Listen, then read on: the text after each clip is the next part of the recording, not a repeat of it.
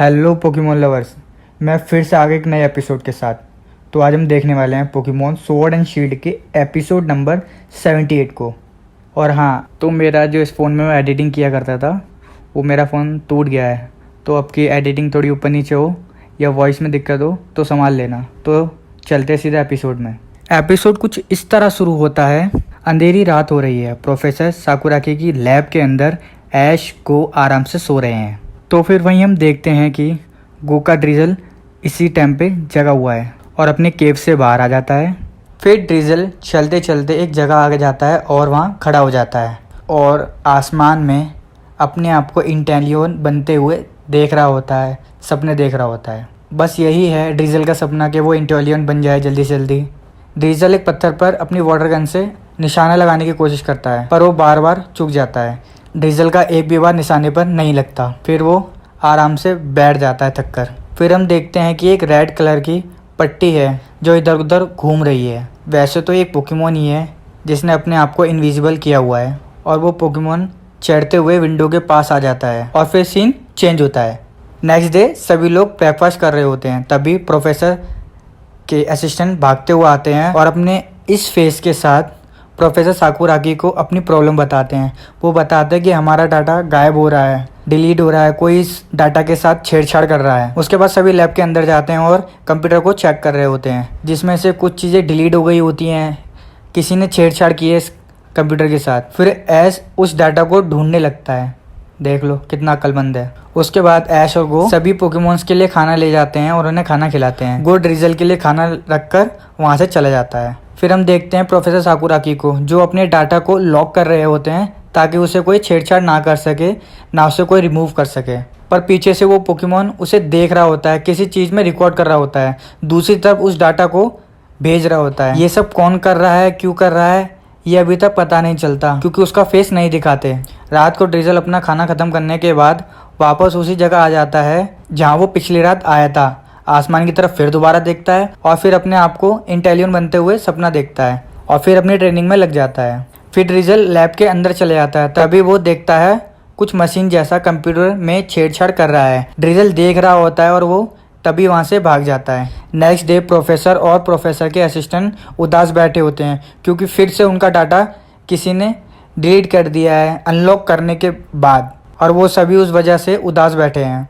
गो कुछ अपनी पुरानी यादें याद कर रहा होता है और बस रोने ही वाला होता है, ऐसी फीलिंग आती है उसे देखकर। ऐश सबको कुछ बोलता है और प्रोफेसर के असिस्टेंट वहां से चले जाते हैं। रात हो जाती है। गो ड्रिजल के केव के बाहर आ जाता है और वहीं बैठकर अपने आप से कुछ बात कर रहा होता है। ये सब ड्रिजल सुन रहा होता है।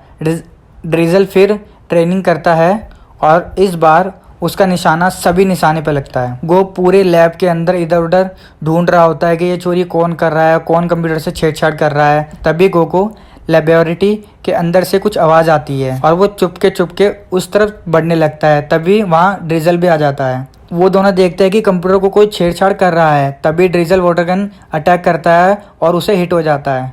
तभी वो देखता है कि वो एक पोकेमोन है। तो दोस्तों ये आज का पोके क्विज है। ये कौन सा पोकेमोन है बताने वाले को नेक्स्ट वीडियो में शॉर्ट आउट मिलेगा और पिछली वीडियो का आंसर इस वीडियो के एंड में मिलेगा।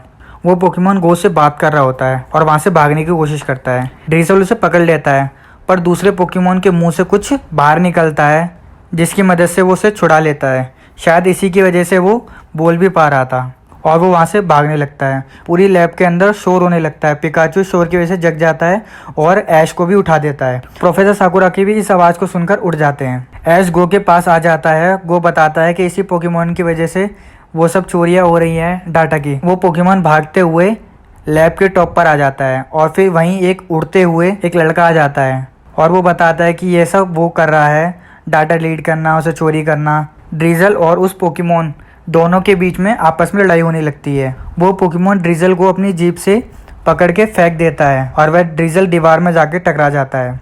वो पोकेमोन दोबारा अटैक करने ही वाला होता है।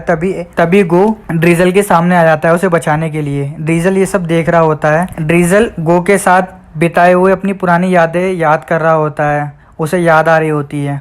वो बहुत इमोशनल हो जाता है और रोने ही वाला होता है बस। फिर ड्रिजल का सपना पूरे होने लगता है। ड्रिजल इवॉल्व होने लगता है और वो इवॉल्व हो जाता है फाइनली इंटेलियन में। और फिर इंटेलियन उस पोकेमोन को जीभ से पकड़कर बहुत ज़ोर से मारता है।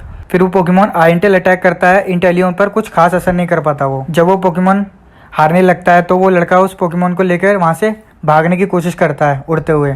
इंटेलियन अपनी उंगली से गन चलाता है, हाँ, जो वो काफ़ी टाइम से चाह रहा था, वाटर गन। और वो वाटर गन सीधे अटैक होती है उस रॉकेट पर और बहुत ज़बरदस्त निशाना लगता है वो। उस वाटर गन की वजह से वो रॉकेट बंद हो जाता है और वो दोनों गिरने लगते हैं।